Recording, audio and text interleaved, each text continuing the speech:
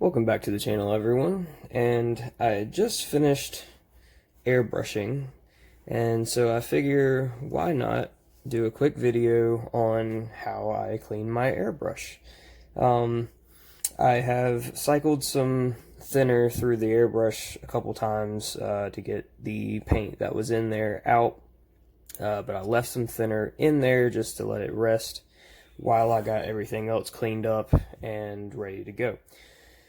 Now, we'll go over what you'll actually need in order to do so. I have a little cup here. You can also spray your airbrush into your booth if you want to clear the material in it out, but I use the cleaning cup. I have a little cap over here, and I actually use industrial strength thinner. You get it from Walmart or Home Depot or wherever. And I actually have two. I have one here of clean, brand new thinner, and then I have this one here, which is my used thinner. And I will actually pull out of this one and transfer to this one. And as it sits, the sediments and everything fall to the bottom and it leaves cleaner thinner at the top. So you can use that for like really dirty things and then fine tune it with the clean thinner. I find it the best way for me. Now let's go over the Iwata cleaning kit I have here. I wear contacts and glasses and stuff, so I actually came across these often, but this is just like a little microfiber lens cleaner. I use this to do a final rub over on my airbrush to get all of the fingerprints and everything off of there so it's nice and pretty. This thing came with some studio wipes. I never really use these. That's the reason why they're still full. Some pipe cleaners. These come in very handy when cleaning the body of the airbrush or the tip or anything like that. These are very, very good. Next, we have this little bristle deal. This is good for getting, things out of the color cup or anything like that. Wrench that came with the Iwata airbrush, which I never wrench it. I always just hand tight. Another set of these little tip cleaners. I've actually not used these. I haven't had to with the way I do things. Another little microfiber Iwata lube. One thing that I've actually come across is a lot of people didn't know you're supposed to lube up your airbrush. It keeps the friction down, keeps everything moving freely and smoothly. So this is a very good thing to do. Always lube your airbrush. Some actual pipe cleaners, and this little guy I use every time. It's I don't know if you can see it very well, but there we go. It's just a little needle, but it's good for getting up in the tip and cleaning it out. Alright. And that's really all I really use. This thing came with this nifty little light. It's like a magnifying glass with a light on it. It's neat. I don't really use it. That's about it.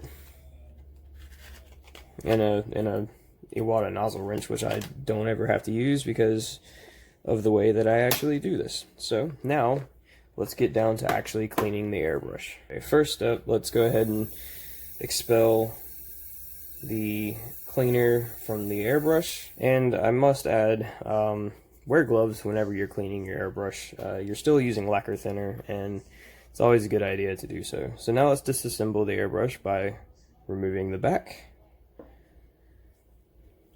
Next, you want to remove the front, the tip cover.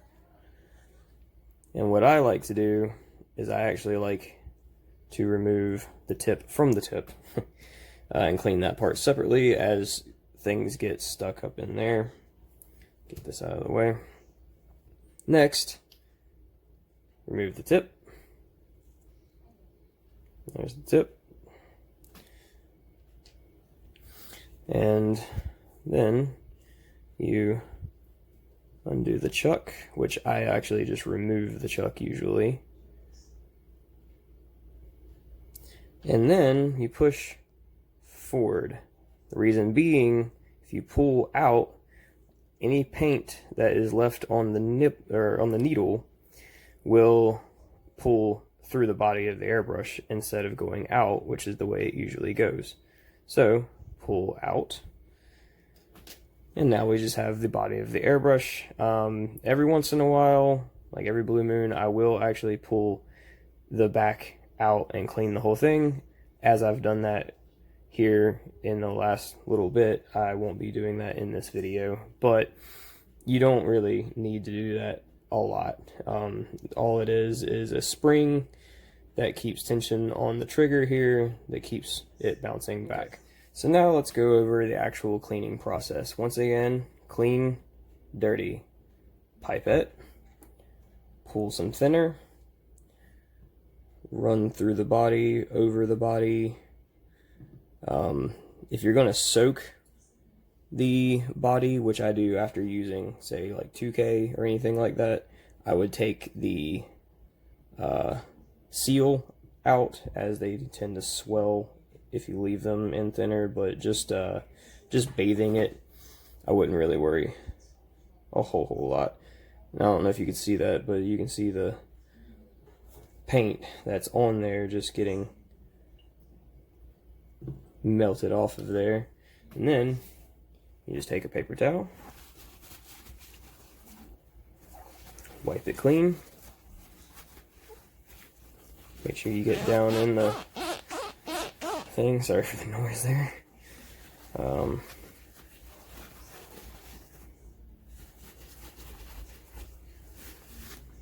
I always want to check around the base here, as a lot of times your gloves will get very dirty as well, and you'll end up getting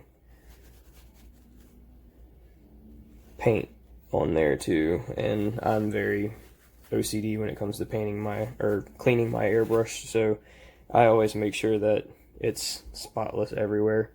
I don't like having a dirty airbrush. Okay, so that, I'm going to run some thinner through the inside one more time just to make sure that I've got it all clean. Now, once again, before this I did a quick clean, which is just running thinner through the airbrush a couple times to get any of the contaminants that are in the color cup out of it.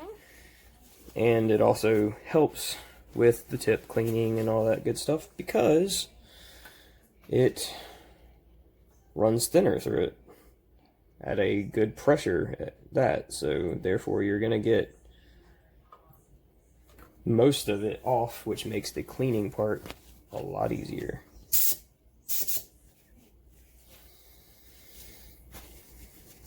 Alright, so there we go.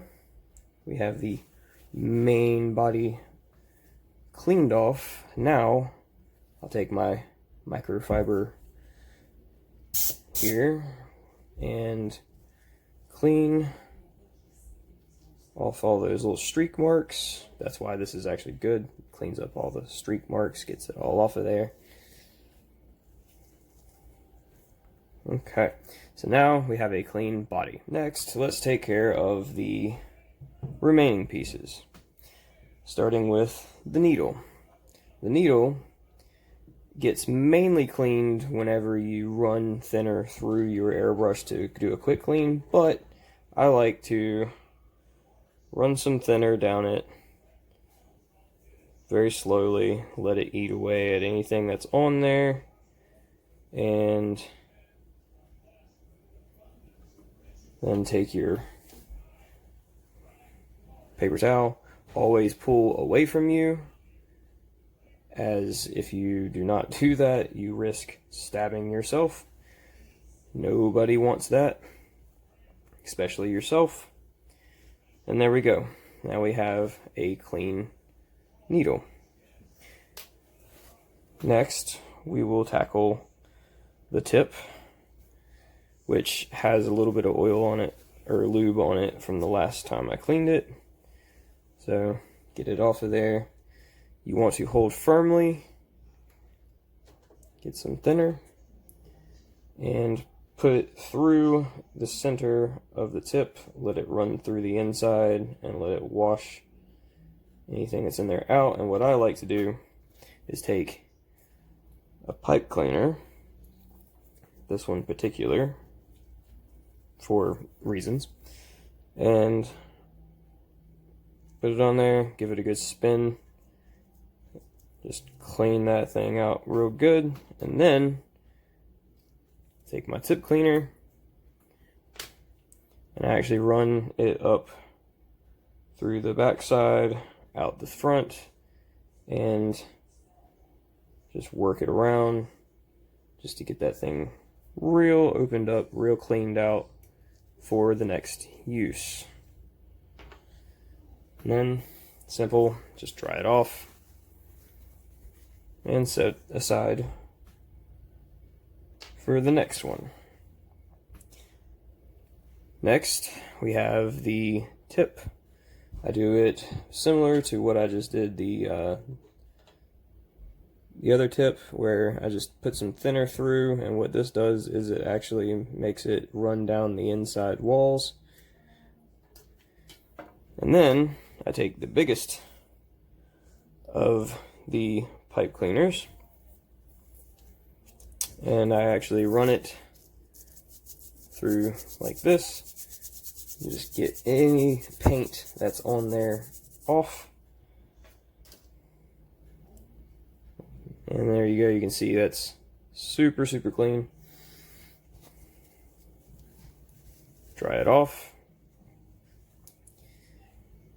and set aside. We will actually take care of getting it the rest of the way, clean after we do the tip cover. Once again, same thing. Just run some thinner through it, over it. Take your paper towel, give it a good rubbing, get any of that paint that's on there off. Make sure the tip is clean. And then if you want to, take your microfiber and go over it one good time, especially the tip, as that's about to be hard to get to, as now you can mate these two back together. And there we go, we have a clean tip. There we go.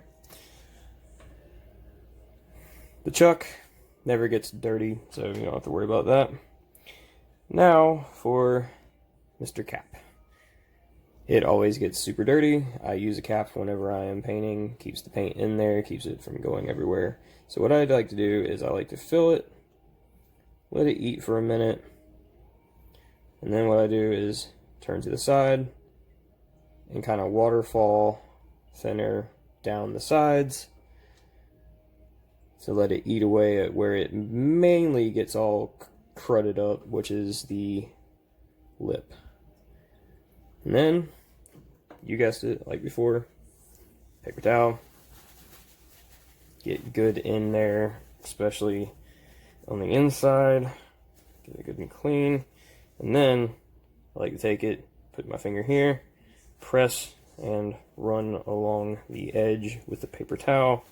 Paper towel gets a little soaked in that that thinner, which helps a lot with getting the rest of this good and clean.